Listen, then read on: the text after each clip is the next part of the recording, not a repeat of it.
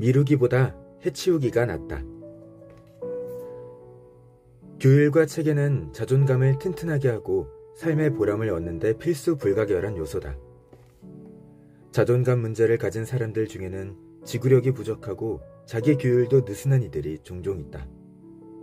자신의 행위가 옳은지 지독히도 확신이 없고 그로 인해 동력 또한 떨어지기 때문이다.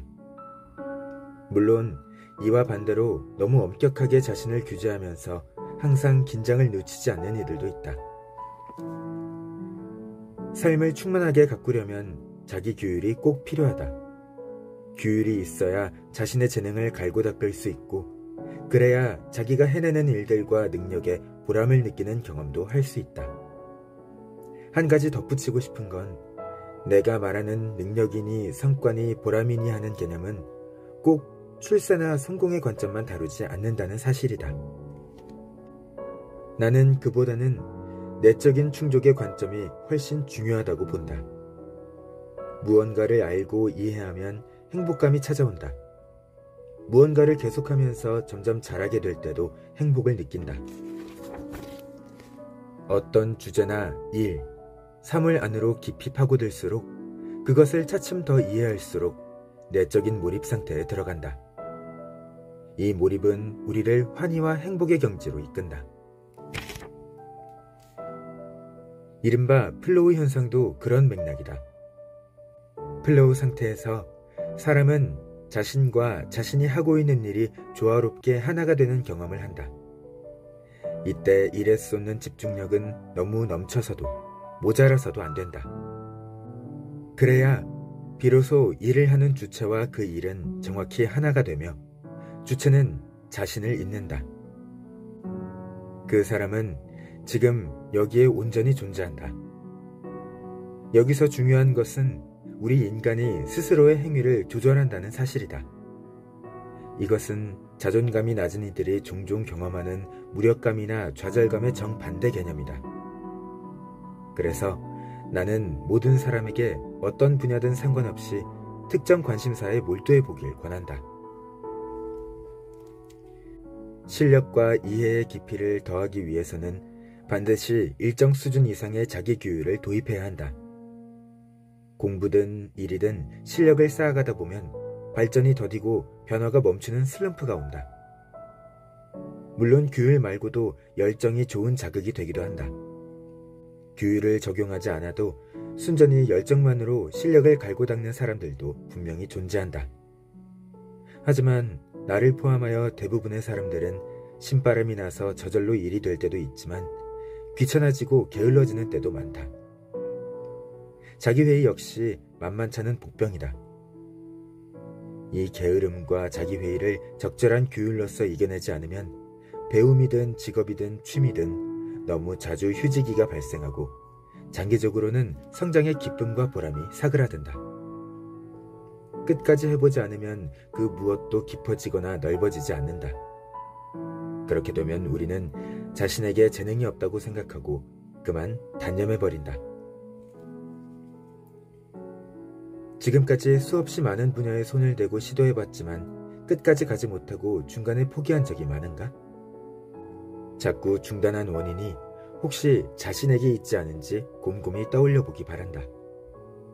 그렇게 된 과정의 앞뒤 맥락을 살펴보고 자신이 원인이 된 부분은 없는지 따져보자. 비록 지금 당신이 처한 형편이 그때 상황에 영향을 받은 것이라 해도 모든 걸 무작정 환경 탓으로 돌려버리지는 말라.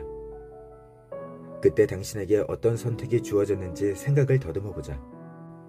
우리가 과거의 일을 복귀하는 이유는 스스로의 결정과 행동에 대한 책임의 의미를 알기 위해서다. 후회는 의미 있는 감정이다. 후회해야 바뀌는 것도 있다. 지금까지처럼 계속하든가 새로 결정하든가 선택은 당신 손에 달렸다. 중간에 포기했던 그 일들을 지금 다시 시작해보자. 어떤 일이든 결코 늦는 법은 없다.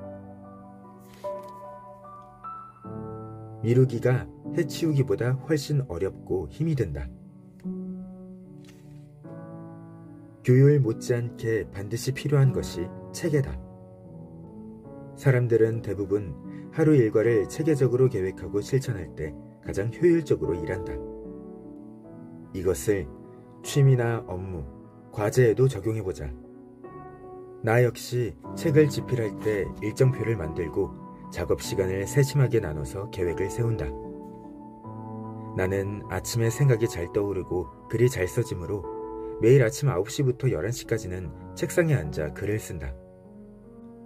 하고 싶든 하고 싶지 않든 상관없이 매일 그렇게 한다. 글을 쓰는 도중에 저절로 의욕이 일어날 때도 있지만 그런 일은 흔하지는 않다. 내가 글을 쓰는 건 열정이 우러나서가 아니다. 글쓰기는 무척 힘겨운 작업이다. 내가 글을 쓰는 이유는 하고 싶은 말이 있고 그 글로써 도움받는 사람들이 있기 때문이다.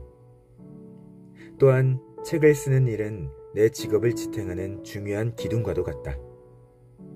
실제로 끈질기게 매달려서 책 한 권을 다 마치고 나면 매우 기쁘고 뿌듯하다. 이 기쁨은 책 쓰는 데 들인 시간보다 훨씬 오래가며 단지 그것만으로도 노력한 보람이 충분히 느껴진다. 이 기쁨은 지속적이고 훗날을 기약하는 것이지만 순간의 게으름은 그때 잠깐 편하고 끝이다. 체계를 세우기 어려워하는 사람들에게 나는 제일 먼저 일정표나 일기장을 마련하고 할 일 목록을 적어서 하루 계획과 주간 계획을 꼼꼼히 세우라고 권한다. 무언가를 꾸준히 할수록 기쁨은 커진다. 도리어 마음에서 저절로 흥이 일거나 어느 날 갑자기 결정적인 계기가 주어지길 기다리는 게 더 지루하고 성공 가능성도 적다. 창작 활동이 본업인 사람들 역시 거의 일정한 규칙과 규율에 따라 작업한다. 빈둥거리는 것보다 꾸준히 움직이고 시도해야 좋은 구상이 나온다는 것을 알기 때문이다. 내담자들이 체계를 갖고 활동하기 어려워할 때마다 내가 들려주는 이야기가 있다. 미루기가 해치우기보다 훨씬 어렵고 힘들다는 사실이다. 무언가를 미루려면 24시간 내내 일주일에 7일 이상 그렇게 해야 한다. 반면 어떤 과제를 수행하는 데는 훨씬 적은 시간이 소요된다. 더구나 미루는 일은 크든 작든 양심의 가책 때문에 불편한 심기를 견뎌야 하는 데다 심리적으로 그 과제를 모르는 척 무시하느라 많은 에너지를 써야 하므로 이만저만 손해가 아니다. 미루는 습관으로 힘들다면 상상자극법을 활용해보는 것은 어떨까? 당신이 오늘 할 일을 하지 않고 미룬다면 밤에 어떤 기분이 들 것 같은가? 반대로 그 일에 매달려 무사히 마쳤다면 얼마나 홀가분하고 상쾌할까? 온종일 쉬는 것도 아니고 일하는 것도 아닌 시간을 보내면서 24시간 내내 미루기라는 일을 한다고 생각해보라. 적잖이 자극이 될 것이다.